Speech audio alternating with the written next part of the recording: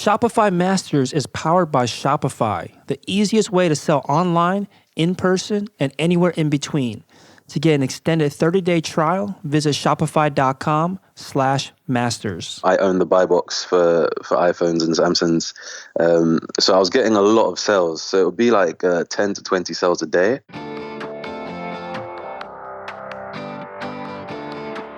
Hey, my name is Felix. I'm the host of Shopify Masters. Each and every week, we learn the keys to success from e-commerce experts and entrepreneurs like you. In this episode, you'll learn what is the Amazon buy box and why is it important, how to optimize your Amazon product listing, and what product research tools to use before choosing a niche. Today, I'm joined by Alan Aronegtwe from Aviox. Aviox manufactures wireless Bluetooth speakers and was started in 2017 and based out of London. Welcome, Alan. Hi, Felix. Thanks for having me on. Yeah, excited to have you on. So tell us a little bit more about the speakers that you sell. Yeah, sure. So we currently have two products on the market live. They're stocked on Amazon UK, Amazon USA, and Amazon Mexico.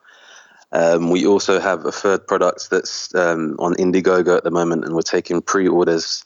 We hit a modest target of 10K in US dollars. It's our first ever crowdfunding campaign, and we just kind of used it to get our feet wet and kind of understand how crowdfunding works before we move on to a bigger campaign with perhaps a more innovative, unique product. Yeah, so definitely want to talk about your experience, your learnings from running these crowdfunding campaigns. But before we get there, talk to us a little bit about how you got into this industry of selling wireless Bluetooth speakers. Yeah, sure. So I'll take you way back to when I started after university. So I had two corporate jobs. I was working full time, and it got to a stage where I thought I wanted to start my own business and get some more freedom and time with my family and girlfriend. So yeah, I moved into reselling. So reselling brand new iPhones, Samsungs. I literally went on Google and typed in, iPhone resellers, iPhone distributors, UK, and I literally called up every single one to see, who was willing to work with me. And I found one called Ingram Micro, which is one of the largest distributors of iPhones in the UK. And I got in touch and managed to place an initial order. And yeah, they were selling really, really fast on Amazon and eBay. It was so straightforward because I didn't have to do no marketing, because these are big brands already in the UK that have got a huge demand, as you can imagine. So it was just a case of me being the cheapest. I'm sure you've heard of the buy box on Amazon. So the buy box on Amazon is an add to cart button. So you know when you're reselling a popular item, there's hundreds of different sellers on that listing. And the guy that's going to convert the most is the one who owns the buy box. So add to cart without having to go through the other sellers. And I was, I own the buy box for iPhones and Samsungs. So I was getting a lot of sales. So it would be like 10 to 20 sales a day. I was making around £50 profit per sale. So there were days where I was making, say, £700 on 7 sales. It just added up to the point where I had to pay tax. I had to pay more tax than I could afford, and I stopped selling because it wiped out the profit margins that I was making as a reseller. So you mentioned that you own the buy box, meaning that when a buyer clicked the add to cart button, you were the seller that was doing the fulfilling. You were the seller that sold the product rather than all the other sellers that the buyer could potentially buy from. Now, how did you own the buy box? Yeah, so it usually comes down to price. So I was working for myself. I had no staff, so I could afford to be the cheapest and still make profit. Whereas a lot of third-party sellers on Amazon are small businesses and might have 2 or 3 staff, so they need a higher price. So I could happily make 10% profit and walk away, whereas the other guys needed to make more and therefore had a higher price. So yeah, it usually comes down to price. There are other metrics that they take into consideration, such as customer feedback, your account history, how long have you had the seller account, complaints, all that kind of thing. but usually it's the price. And did you have a new account? Yeah, I did have a new account. Yeah, so it was pretty fresh. So the price was a big factor that helped me own the buy box. And you'll find buy box competition on really popular items like, as I say, iPhones, PlayStations, really mainstream items that many people want. Now I don't have that problem because I have my own products and I'm the only one on the listing. So I have the buy box all the time. Yeah. So with the iPhones and Samsung phones, very popular products and brands, the way you describe it sounds like the barriers to entry into this business were low. Obviously, it requires research to call distributors, and the price is low enough to win the buy box. Why wasn't there competition driving you out? Because the barriers to entry sound low enough and it sounds like an easy business to get in. It was the most easy business that I've ever been in. And if there was no tax, I'd probably still be doing it. But obviously, we need to pay tax. And you need to comply with the law. Otherwise, Amazon can close your account. Did you consider selling other products? Because it sounds like you had a system figured out. Yeah, I find with electronics especially, the margins are always going to be small if you're a reseller. You don't own the product. So I think it's in your interest to get as close to the factory as possible. And that's what I've done with my speakers. I'm able to give a really, really affordable price to customers because I'm getting it from the source. As I've heard on your podcast before, people going direct to consumer, that's the movement now. Again, as well, it's more about you investing in your own brand and you're putting all this time and effort in. You may as well put it to something that you own. Otherwise, you become just any other vendor without a brand. Exactly. You just turn into a small retailer, and it's really, really hard to scale up unless you have a lot of capital, as a retailer. So yeah. So once you win and own the buy box, can you start driving up your prices once the other factors like your product reviews and your sales are improving? Yeah, sure. Yeah, you can do, but at the start, that's tough. But there are sellers that own the buy box that are not the cheapest on the listing for the reasons you've mentioned. So, because the feedback is really strong on their account. So yeah, you can do, and it's about reputation. And you've got to be careful on Amazon because sometimes Amazon can come in and sell the item as well. And Amazon, 9 times out of 10 will own the buy box because they can. It's their house. So yeah. Right. Very dangerous came into play when you are competing against Amazon for that buy box. Now, you had a profitable business. You were generating a profit for every sale. You potentially exit the business. How could the taxes be so high that was driving you to leave the business? Yeah. So as I say, I was making a 10% margin on the products, so the end price, and the VAT here is 20%. So I'd actually make a loss of 10% if I carried on, which would be silly. You mentioned earlier going into other products. That would have been an option. But I felt at that point, let me at least try and do my own thing, and see what happens. Yeah. Okay, so you were taking a hit every time you were selling the product. I'm assuming this wasn't the case the entire time, but only after a certain number of sales? No. So up until £80,000, British pounds, you do not pay any VAT. You pay no tax. There's a threshold. Got it. So up to £80,000, you were profiting about 10%. After £80,000, you were losing 10%. Exactly. So once I got to 80%, I had to find something else to do. Or as you said, I could have looked for other products, but I chose not to. Okay, so once you hit that point where you were over £80,000, do you just try to keep your sales beneath £80,000, or did you just exit the business completely? Yeah, I exited. I just stopped doing the reselling of the phones. A few people suggested opening different accounts and making different companies, but that wasn't a route I was willing to go down because I felt that was too messy. But some people do it, if you know what I mean. They spread out their sales across 5 different companies with different names, but I wasn't looking to go down that road. So, and is that a legal approach?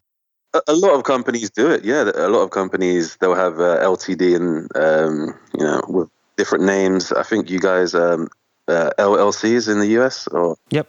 Yeah. So they'll have just different companies with different addresses.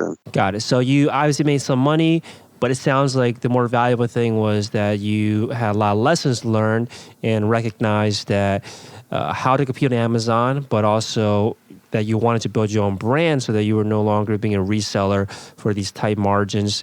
What was the next step? Yeah, so the next step was literally sourcing items, in Asia, in Pakistan, and seeing, what worked, what could I resell at a profit, and also what did customers want. I wanted to sell something that was going to sell because I was used to turning around stock pretty fast. So yeah, I looked at the obvious places like Alibaba, DHgate, and dug deeper into these listings. Not just at the surface level. I went deep into, on Alibaba, you can click on the manufacturer and really go into their unique page. And I wanted to get something that wasn't so obvious to everyone. So yeah, I didn't always kind of order the first thing that came up on page one. I'd go a bit deeper into like page 5 or 6 because I didn't want... Right, you don't want to go for the most obvious products because there's likely more competition. Yeah, exactly. So if someone just types in Bluetooth speaker, I don't want to get the first thing that comes up. That's my point. So what was your product research process? You were looking for products on DHgate and Alibaba, and you found a product that you liked. You looked into the manufacturer's page to see what other products that they were selling and digging deep into their catalog. How were you going about this product research process? Exactly, yeah, I was doing that. I also used tools like Jungle Scout on DHgate to find out what people wanted.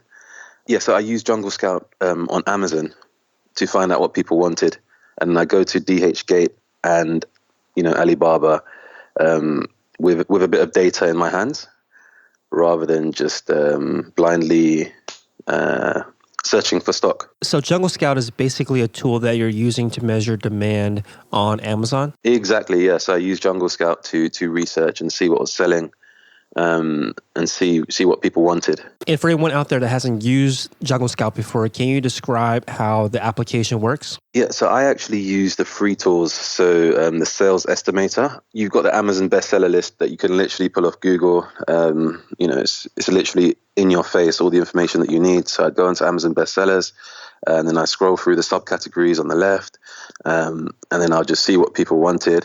Obviously the reviews, if there were a nice base of reviews, then it suggested that, people were buying the product, because I know not everyone leaves a review.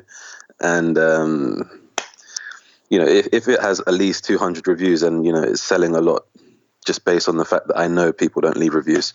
And I'd go into the sales estimator on Jungle Scout, type in the category and the product, and that'll give me a rough ballpark figure of how many they were selling per month. And I think it's pretty accurate as well, the number they give you. And yeah, I just use that to gauge whether or not there's a demand for the product. And so I wanted to get something that sold at least 200 units. Okay, so at this point, you're just brainstorming. You are putting in keywords, putting in product names into Jungle Scout, looking at how many reviews there are on a site like DHgate or Alibaba to find that product to source. Exactly, yeah. So, as I mentioned before, I want things to turn around fast, and I want to shift stock. And with my kind of strategy, I wanted to go in at a really affordable price point.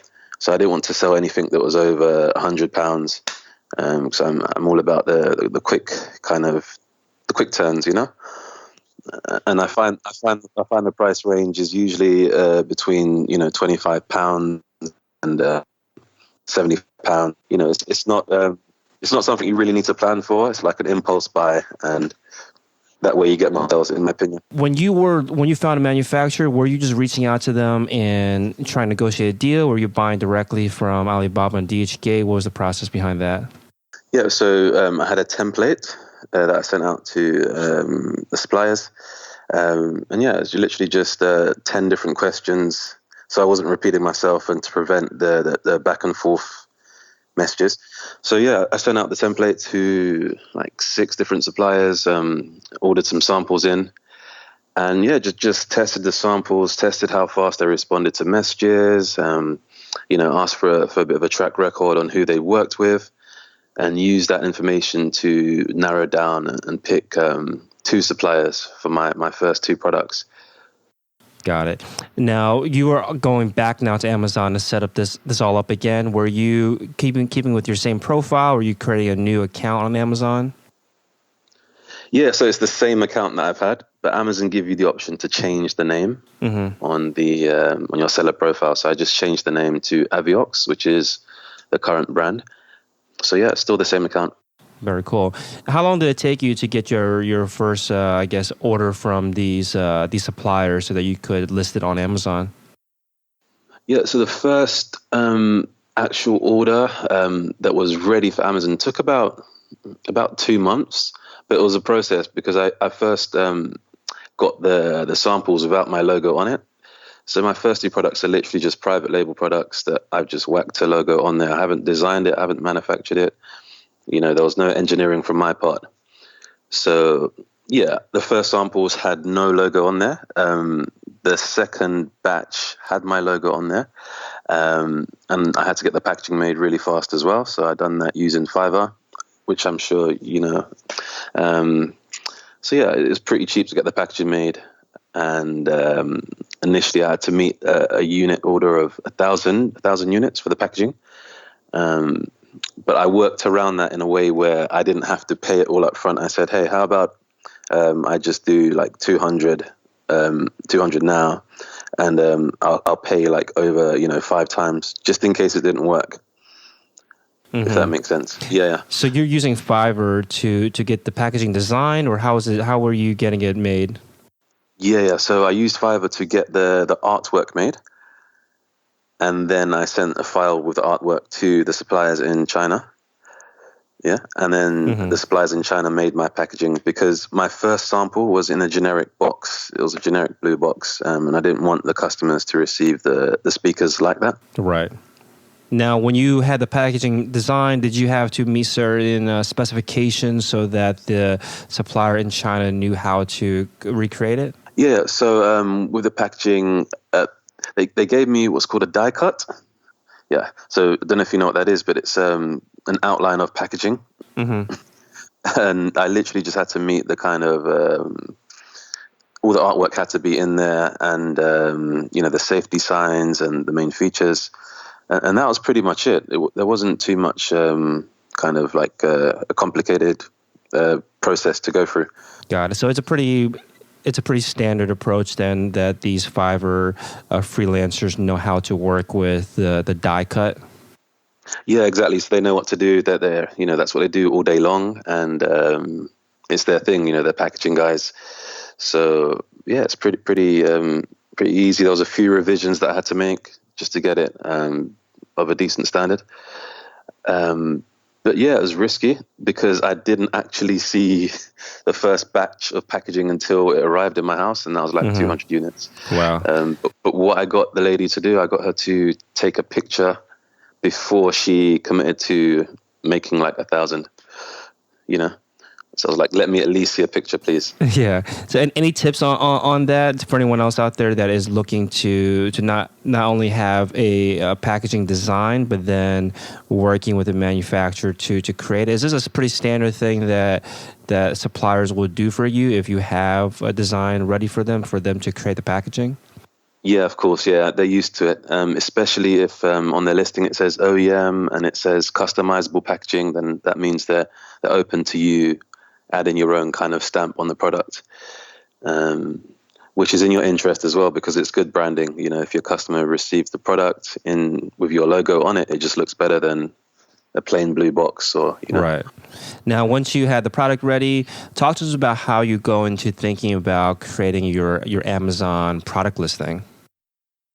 The Amazon product listing, so you need to get a UPC or an EAN, which you can easily buy from eBay for like £2. I think it's like $1 for you guys, $150. Yeah. So yeah, you go to eBay, get the EAN, and it's pretty straightforward. There's loads of tools inside Amazon Seller University that you can use to show you step by step what to do. So I'm sure most of your listeners can do it easily. Any tips on like things that you need to include in your product listings to make it, convert better? Yeah, of course. Yeah, so it needs to be fully optimized in terms of keywords and really, really high quality images. So it's worth sending your product to a professional photographer to get the best images, ideally with people using the product. That will increase conversions a lot. If you're eligible, a video would be great. Amazon have got this thing called Amazon Launchpad. I don't know if you've heard of it. Now, how does that work? Yes, Amazon Launchpad is a program for startups and new businesses that have been funded through, say, Indiegogo or Kickstarter. And what that allows you to do, it allows you to have extra content on your page, such as video, whereas most sellers are not allowed video for some reason. So this only works if you go through the Amazon Launchpad, and the only way to get into Launchpad is to come from a crowdfunding platform? Exactly. So that's another reason why we've done the Indiegogo. So later on, we'll be qualified for Amazon Launchpad. So if your listeners Google it, they'll see the process and the criteria to be accepted on the program. Got it. And do you have to apply to get into Launchpad? Like, what's the process? Yes, you need to apply. There's a lot of like documents you need to send in and proof that you've come from a crowdfunding campaign. That will really, really increase your conversions. Up until this point, we've got buy without it, but that is certainly something your listeners might want to look into. Right. I definitely can see the value in having video on the page, especially when people are shopping between different products. To be able to see your product in action on a video can certainly increase, or will most likely increase, your conversions.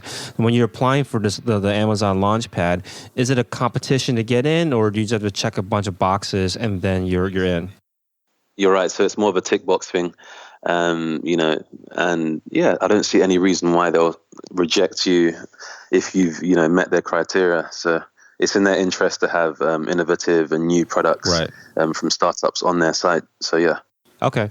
Now, you mentioned earlier in the interview about how you are Amazon UK, US, and Mexico. What's the difference between being on these different platforms? That's a really good question. I think the processes are pretty much the same. The majority of my sales come from the UK and also other countries in Europe. But the customers in the UK, obviously my listing's in English. The US, so there's not much difference, to be honest. Got it. Do you have to do for Amazon Mexico? Do you have to do a translation? How does that work? Yeah, so you could do a translation in Mexico. We're in France, Italy, and Spain as well. If you get some time, your listeners as well can. And yeah, it automatically translates for you. So there's not much for you to do in terms of translating it, but it's always wise to get some native to have a look for to see if it actually makes sense. Right. So I've had feedback from some customers who are like, you need to change the structure just to make it more like grammatically correct, all that kind of. Yeah, that makes sense. So when you are selling on these other geographies, how do you get into them? Is it checking a box when you're creating the product listing, or is there a different process to get into these different marketplaces? Yeah, so we just started selling in the US. So I'm not that experienced with the US, to be honest. But in Europe, it's a case of there's a thing called pan-European fulfillment, which means you send it to one central warehouse in the UK, and you can get orders from all across Europe. I don't have to send different batches of stock to different countries. It all gets sent out from one place, which is really good for me as a seller. Okay, so it seems like it's worth it to be in as many marketplaces as possible because there's not that much extra work. Exactly. It's so scalable. Got it. And you mentioned that you are thinking in a pre-interview questions about how you use Amazon PPC as well to drive traffic to your listing. Can you talk a little bit about how that works? Yes. So for obvious reasons, you need to get sales. At the start, you're not going to make that much profit because a lot of you funds are going to be spent on PPC. But yeah, it's all about keyword research. You can use tools like Keyword Planner, and if you just go to Google and type in keyword research tools, loads will come up, and you will start literally targeting those different keywords. You can do it on a manual basis. You can do it automatic. You can do broad. There's so many different targeting strategies you can use. But yeah, I started seeing sales from day one. I was selling into 20 units from the start, not at a profit, but people were converting. I only had like 5 reviews, which were friends and family at that point. But yeah, I mean, it's an investment that you've got to make, and a lot of people won't like it when Amazon deduct, say, $1,000 for advertising costs in the space of 2 weeks. But I think it's the price you need to pay just to get the ball rolling and to get some momentum. That's what a lot of sellers that eventually end up on page 1 have done. They've spent a lot of cash and they took a loss at the start just to get some momentum and just to get some sales. Got it. And what's the momentum that you need to create? Is it the reviews that come from those sales? Is it the sales volume? What does Amazon pay attention to that the PPC helps you with? Yeah, so that algorithm on Amazon is all about sales. They want to make cash and they want their customers to be happy. So a combination of good reviews and sales is going to get you to page 1 or 2 for your main keyword. It will happen. And obviously at the start, you can kind of spike the sales by giving products away to friends and family, or doing a competition or a giveaway to your friends or your followers on Instagram. Sorry. Yeah, so at the start, they want to see action on your page. That's what they want to see. What's a competition? How do people enter the competition for Amazon listing? Yeah, so competition, by that I mean like you can do a private competition on your Instagram or your Facebook, and like a giveaway, And is the goal to drive traffic to your listing? Like why does Amazon care, I guess, about your private competition? Okay, so the way I see it is the more people that are coming to your page from different places, the more excited the Amazon website is going to get. So if you have this central listing and you've got traffic coming in from Twitter, from Facebook, from Pinterest, from all these different places, Got it. It will see it as a popular item, something that's in demand, and it will give you more visibility on its own site. That's what I found with my product. Right. That makes a lot of sense. That the more platforms you're driving to Amazon, of course, likes that because there's more traffic and potentially new customers. So they're going to reward you for bringing that traffic in. So you mentioned, of course, you need the keywords to target. What tools did you say that you're using, like Google Keyword Planner, to help you with this? Google Keyword Planner, even Amazon's own internal PPC, they give you suggestions, so what people are already searching for. In my case, what I've done, this is a bit like labor intensive, but it works. So my keyword is Bluetooth speaker. I went on there, I typed in Bluetooth speaker, and I literally went through the alphabet after to see what else people are searching for, It's like they give you like suggested words. Exactly. So the minute you type in Bluetooth speaker, you'll see other words coming up like loud, like silver, like bass, related keywords. And then you can put that in your targeting on the back end as well. Got it. And have you also, now that, of course, now you have your Shopify site alongside the Amazon site, lots of your success has come from Amazon listing. What's that transition been like to also eventually build up your Shopify sales channel? Yeah, to be honest, I do not get enough sales through Shopify, mainly because I'm used to Amazon and I know Amazon brings a ton of traffic. Do you get people visiting your Shopify store from Amazon? Or how does the traffic relate to each other? Yeah, to be honest, not much. And that's something I'm really, really trying to work on moving forward. Makes sense. Because I want that independence and I want to control the customer experience a bit more than I do now. Right. I mean, it sounds like you're investing a lot in building your brand on Amazon, and that will likely help you out as well. Once you start, your brand starts building more, people probably likely will check out your site directly, your Shopify site, that is.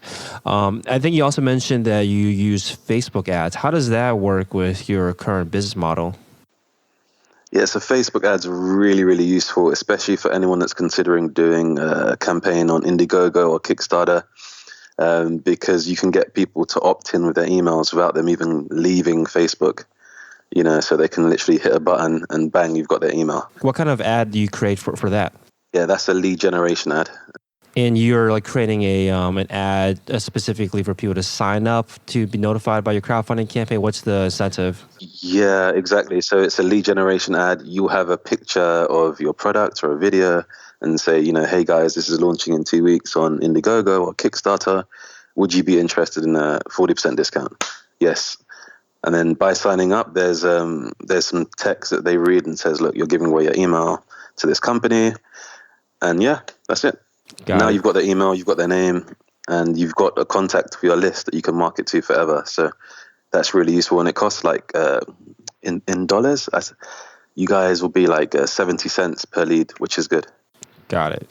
And that's like the threshold that you try to hit, 70 cents US in leads? Yeah, exactly. And then that customer is, potentially a customer for life if you get him to convert. Got it. So you're email marketing to these people that you're able to get their emails from running Facebook lead ads. And were you building up this email list prior to launching your crowdfunding campaign? Like, how did you line this up with your? Exactly. Yeah. So it was literally I kind of targeted people that already liked Indiegogo or Kickstarter. So as I'm sure you can be so specific with who you target on Facebook, literally based on behaviors or even who they work for. So it's right.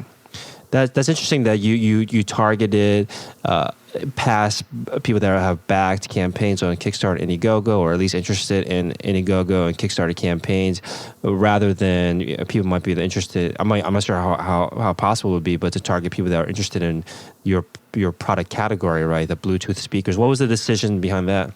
Yeah, I mean, I actually have another set. So I'm sure on Facebook you can. There's different audiences. So I have one audience which is a bit more generic. So people that like music, that like Beyonce, that like audio files. People that are obsessed with speakers. I have different groups of people that I target for different things. Got it. So with Amazon, it's more like generic, like, music, dance, hip hop, travel, frequent travelers take speakers with them, so these kind of people. So it depends on what I'm doing. Yeah. Do you drive Facebook ads to Amazon listings as well? Yeah, of course. Yeah, that really helps. Even if they don't convert straight away, it's brand awareness, and it's, if they see your brand like 7 or 8 times, they're like, okay, this is something a bit more serious. And on the 8th time, they might convert. Do you find the Amazon PPC versus the Facebook ads that are both driving to the listing, do you find one to be better than the other at this time? Yeah, the thing with Amazon, they don't really let you use the pixel. I'm sure you know about the Facebook pixel. So I can't see for definite, who's converting from Facebook. Got it. So that's the issue. Amazon are really protective of their data. So that's a tough one. That makes sense.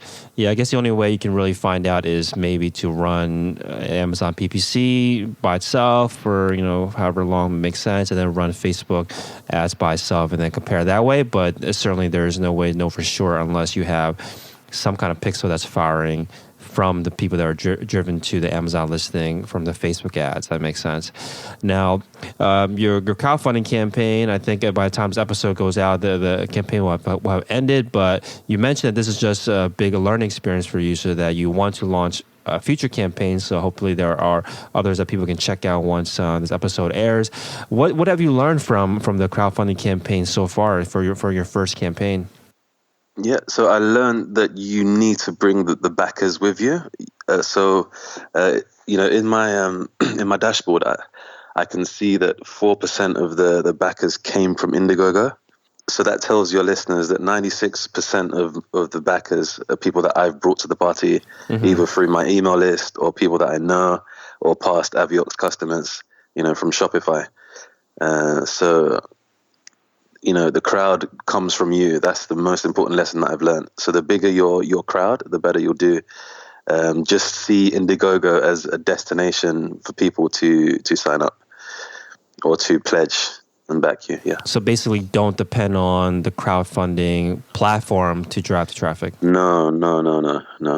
I think that's the worst mistake people can make. You know, the guys that do huge campaigns have got really strong email lists, or even better, they've got really good PR, and that PR has brought them, you know, a lot of traffic. Got it. So it sounds like you went with a crowdfunding route for multiple reasons. One is to get into the Amazon Launchpad. Now, why drive? Because you have to bring the crowd with you. Why drive them to? What have you learned about why you should drive them to Indiegogo page rather than just like your own, let's say, your own website? Yeah, with Indiegogo, it's good because it gives you time to make the product. You can use your backers' cash to actually fund your first order from the factory. Whereas with Amazon, you know, you need the stock ready to ship out the same day, you know. Got it. And of course, you're using the technology and the service of crowdfunding, right? Because you can't, obviously that doesn't exist on Amazon, and maybe to run it on your own Shopify site might require additional tools or development to build that out. So you are using the service and technology behind Indiegogo to run a crowdfunding campaign. Exactly. And also the brand. People have heard of Indiegogo and Kickstarter. So if I was to set up a donate button on my site, it might not be as credible as Indiegogo or Kickstarter. Yeah. Got it. So there's that kind of trust factor that comes with Indiegogo that makes people more willing to give their money to you, even though the product doesn't exactly exist yet. But if it's on a site they might not have heard of yet, or doesn't have as strong of a brand yet, then they might not be as willing to fork over their money for a product that doesn't necessarily exist yet. Exactly. Yes, it's true. Yeah. Now, when you design your funding page, anything you learned there about how you might want to approach it differently, or things that you definitely want to do the next time around? Yeah, next time around, I will add more of a story in my video, because the way we filmed it was more like an advert. And I've learned now that you need to tell some sort of story, you know, like more of a narrative, to give people, you know, a reason to give over their hard-earned cash for a product that's going to arrive in 5 months, you know, or 4 months. So yeah, more of a story in your video, and I think high quality images really help. Yeah, I think that's it really. They want to see the team. They want to see that you're a real person. So a lot of campaigns hide behind a logo, which isn't good, because they want to see, you know, it's you, and a link to your Facebook's really important, so they can see that you know, it's the real person. But yeah, I mean, our campaign, it's been okay, because for me, $10,000 isn't a lot of cash in terms of, you know, starting a business. But a lot of campaigns fail on Indiegogo, so in a way, it's achievement. Only 11% actually get funded. Right. Yeah. So your campaign is funded. If anyone wants to check it out, it has reached its goal. We reached our $10,000 US dollar goal. You know, I kind of look at other campaigns and see that they've raised 7 figures, raised 6 figures. And I feel the reason they've done that is because they've used a PR agency, in my opinion. They spent a lot on PR. And that final figure that we see as a spectator, you see that, oh, they've raised 6 or 7 figures. A lot of it comes down to them spending thousands of pounds on PR, in my opinion. Because we tried to get PR, but people were getting back to us, asking us to pay for like placement on their site. And so my point is, you need to spend money to make it back. Yeah. Right, that makes sense. Now, I think you mentioned to me offline as well that you reached your sales of $100,000. And how long did it take you to get to that point? Yeah, so combined with Amazon, we're also stocked on a public company called Game in the UK. I don't know if you guys have anything similar in the US, but they're huge in the UK. So we're stocked there, and that's another channel we get sales through. So your listeners, when they get time, if they just type in Game UK, they'll see. What kind of site is it? Yeah, so they sell electronics. So our site's, our own website links to Game. So there's a button that our customers can click. If they don't want to buy from me, they can buy from Amazon or Game. But the cash always comes back to me because I'm the one that made the product. And why do you give them that? Why do you give if someone visits your Shopify site, you're saying that they could choose not to buy from your site, but to go to Amazon or Game instead? What was the reasoning behind offering that option? Yeah, the reason behind that was for two reasons. I want to give customers choice, and eventually, the funds from the sale will come back to me. They might not trust my site at the start. They've never heard of it. It's a new startup. It's a new brand. But rather than them go away and never come back, I want them to give the option so they can buy on Amazon or Game, which is well known in the UK. Got it. That makes sense. A lot of times when people are designing their site, they're so focused on how can I build more trust within my site, when you could just essentially borrow the trust from Amazon, or in your case, Game as well. And because your products are listed on there, people understand the great customer service from Amazon, and they will be more willing essentially to buy from Amazon than you, even if it's the same exact product, even though you are the company, because Amazon's kind of co-signing essentially for your products. It improves the trust factor and will get people to buy eventually. And then that's how they learn about your brand, right? By buying your products and trying it, and then maybe in the future they'll come back and buy from you directly rather than from Amazon. Yeah, exactly. So as you say, it's all about credibility and having them logos on your site with an active link. It shows people that you're serious and you're not going to run away with their cash. Right, makes sense. Now that you've raised the $10,000 in Indiegogo, what's next? What's in the future? What are your future plans for the business? Yeah, so adding more products. On the Indiegogo page, we've added a new perk, which is earphones, Bluetooth earphones. So yeah, just more products related to music, and the ones that can complement our current products. So, sound bars and, headphones, waterproof speakers, so there's so much we can do. But of course, it takes time to get to that point. Sure. Awesome. Thank you so much for your time, Alan. Aviox, again, is the brand. aviox.uk is the site. You can search the same on Amazon and, of course, on Game as well. So, again, thank you so much for your time. Thank you for coming on, Alan. No, you're welcome. Here's a sneak peek for what's in store in the next Shopify Masters episode. What I'd like to do for Startup Options is to offer new employees non-qualified stock options. Thanks for listening to Shopify Masters, the e-commerce marketing podcast for ambitious entrepreneurs. To start your store today, visit shopify.com/masters to claim your extended 30-day free trial. Also, for this episode's show notes, head over to shopify.com/blog.